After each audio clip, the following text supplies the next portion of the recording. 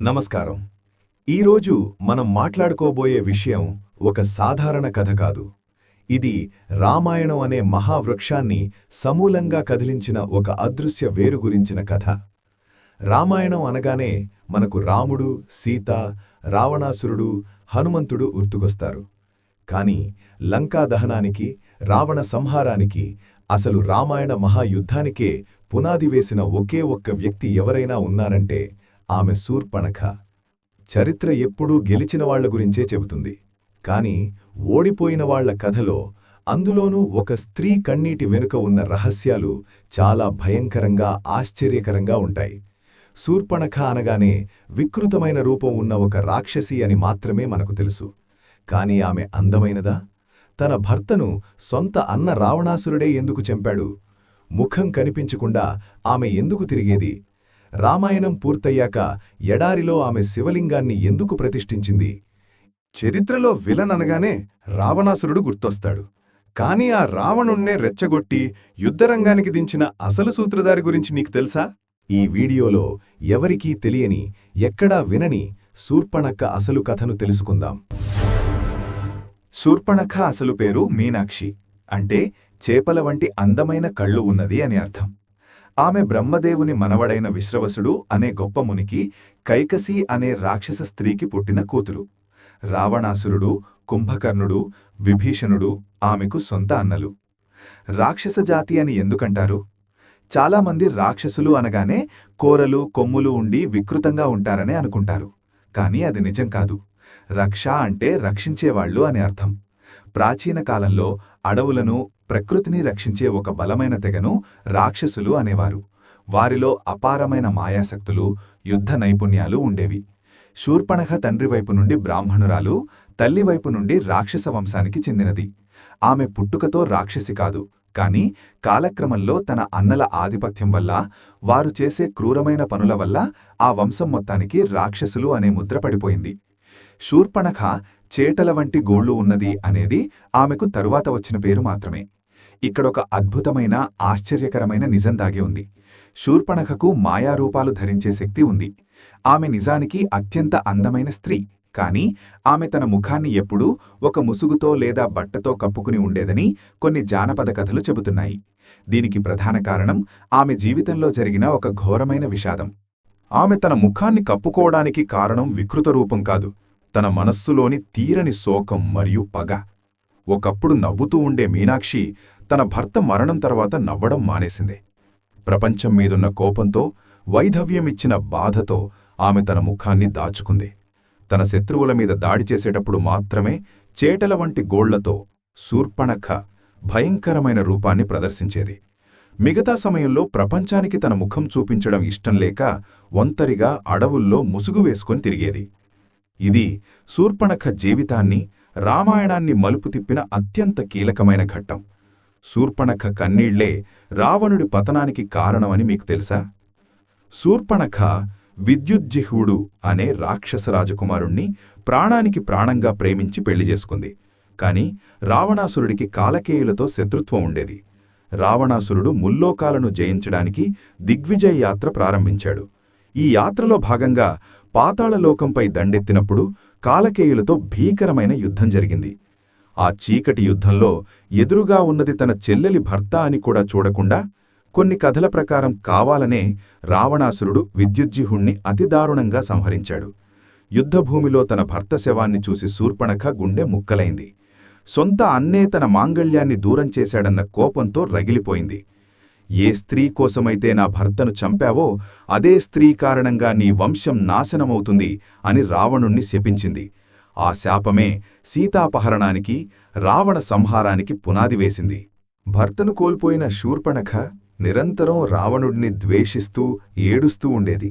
ఆమె ఏడుపు చూడలేక ఆమెను శాంతింపజేయడానికి రావణుడు తన తమ్ములైన ఖరుడు, దూషణుడు, త్రిశిరుడు అనే మహావీరులతో పాటు 14,000 మంది రాక్షస సైన్యాన్నిచ్చి దండకారణ్యానికి పంపిస్తాడు. దండకారణ్యానికి ఆమెను మహారాణిగా ప్రకటిస్తాడు. కాని అక్కడ కూడా శూర్పణఖకు ప్రశాంతత దొరకలేదు. ఖరదూషణులు దండకారణ్యంలో ఋషులను హింసించడం ప్రారంభించారు. శూర్పణఖకి అధికారదాహం పెరిగిపోయింది. ఆమె అడవిలో ఒక నియంతలా మారిపోయింది. కొన్ని జానపద కథల ప్రకారం ఖరదూషణులకు మరియు శూర్పణఖకు మధ్య ఆధిపత్య పోరు నడిచేది. ఆమె చెప్పిన మాట వాళ్లు వినేవాళ్లు కాదు. వాళ్లు చేసే క్రూర పనులు ఆమెకు నచ్చేవి కావు. ఆ అడవిలో ఎవరికి వారు తమ ఆధిపత్యాన్ని నిరూపించుకోవడానికి ప్రయత్నించేవారు. ఒకరోజు దండకారణ్యంలో విహరిస్తున్న శూర్పణఖ ఒక అద్భుతమైన తేజస్సును చూసింది. అతనే మర్యాదా పురుషోత్తముడైన శ్రీరాముడు. రాముడి అందం, వీరత్వం చూసి ఆమె మనసు పారేసుకుంది. తన వైధవ్యాన్ని మరిచిపోయి మాయారూపంలో, అంటే అందమైన స్త్రీగా రాముడి దగ్గరికి వెళ్లి తనను పెళ్లి చేసుకోమని అడిగింది. కాని రాముడు చిరునవ్వుతో, నాకు అప్పటికే వివాహమైంది, సీత నా భార్య, నువ్వు నా తమ్ముడు లక్ష్మణుణ్ణి అడుగు అని చమత్కరించాడు. లక్ష్మణుడు కూడా, నేను రాముడికి దాసుడిని, నన్ను పెళ్లి చేసుకుంటే నువ్వూ దాసివవుతావు అని వెక్కిరించాడు.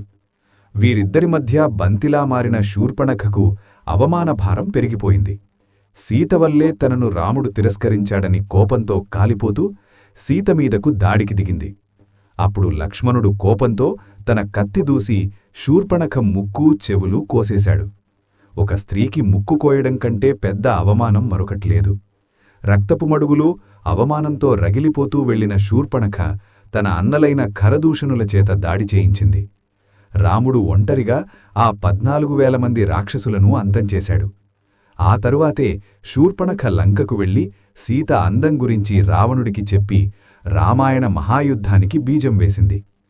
ఇది చాలామందికి తెలియని అత్యంత రహస్యమైన, భావోద్వేగమైన కథ. రామ-రావణ యుద్ధం ముగిసింది. రావణుడు మరణించాడు. లంక విభీషణుడి వశమైంది.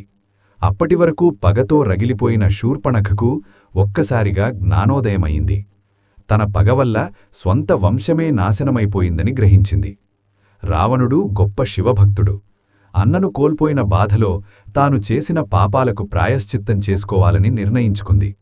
విలాసవంతమైన లంకను వదిలి భారతదేశంలోని ఒక కఠినమైన ఎడారి ప్రాంతానికి, అంటే కొన్ని పురాణాల ప్రకారం రాజస్థాన్లోని పుష్కర్ లేదా థార్ ఎడారి ప్రాంతానికి నడుచుకుంటూ వెళ్ళింది. అక్కడ ఇసుకతో ఒక శివలింగాన్ని ప్రతిష్ఠించింది. తన అహంకారాన్ని, రాక్షసత్వాన్ని ఆ శివలింగం ముందు వదిలేసి ఘోరమైన తపస్సు చేయడం ప్రారంభించింది. శూర్పణఖ ముగింపు ఒక రాక్షసిలాగా జరగలేదు, ఒక యోగినిలాగా జరిగింది. ఎడారిలో ఇసుకతో శివలింగాన్ని చేసి తపస్సు చేస్తున్న శూర్పణఖ ఎన్నో దశాబ్దాలపాటు అన్నపానీయాలు మానేసింది. తన మనసులోని పగ, ద్వేషం, కామం అన్నీ ఆ ఎడారి వేడిలో కాలిపోయాయి. చివరికి పరమశివుడు ఆమె తపస్సుకు మెచ్చి ప్రత్యక్షమయ్యాడు. ఆమె అడిగిన ఒకే ఒక్క కోరిక, నాకు ముక్తి కావాలి.